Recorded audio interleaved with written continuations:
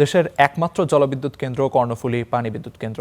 কাপ্তাই হ্রদের পানির শক্তিকে কাজে লাগিয়ে সবচেয়ে কম খরচে বিদ্যুৎ উৎপাদন শুরু হয় এই কেন্দ্রে। পরে স্থাপন করা হয় আরও 3টি ইউনিট। তবে দীর্ঘ 65 বছরেও কাপ্তাই হ্রদের তলদেশ খনন না হওয়ায় জমেছে বিপুল পরিমাণ পলি। কমেছে হ্রদের গভীরতা ও পানি ধারণ ক্ষমতা, যার প্রভাব পড়ছে বিদ্যুৎ উৎপাদনে। পাহাড় আর সবুজের মাঝে কাপ্তাই হ্রদ। এই হ্রদের পানির শক্তিকে কাজে লাগিয়েই উৎপাদন হচ্ছে দেশের একমাত্র জলবিদ্যুৎ। শুরুতে ছিল মাত্র 2টি ইউনিট, পরে বাড়ানো হয় আরও 3টি ইউনিট। তবে দীর্ঘ 65 বছরেও কাপ্তাই হ্রদের তলদেশ খনন না হওয়ায় জমেছে বিপুল পলি, কমেছে হ্রদের গভীরতা, পাশাপাশি কমেছে ধারণ ক্ষমতাও।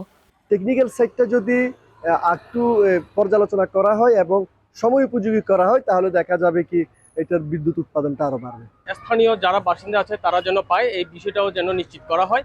হ্রদের পানির উপর নির্ভরশীল এই বিদ্যুৎ কেন্দ্রে তাই উৎপাদনও ওঠানামা করে মৌসুম ভেদে।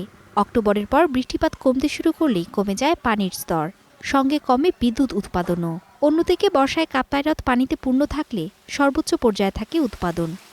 লেকের পানির লেভেল যদি 6 to 8 ফিটের নিচে চলে যায়, সেই ক্ষেত্রে কোনো জেনারেশন করা সম্ভব হয় না। ড্রাই সিজন সামনের 6-7 মাস যাতে বিদ্যুৎ জেনারেশন করা যায়, সেই সময় আমি মেশিন 3 বা 2 এইভাবে চালায় এই মে পর্যন্ত চলে যায়।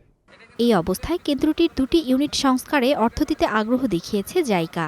ইউনিট 4 ও 5-এর পূর্ণাঙ্গ সংস্কারের জন্য এরই মধ্যে প্রকল্প প্রস্তাব তৈরির কাজ চলছে।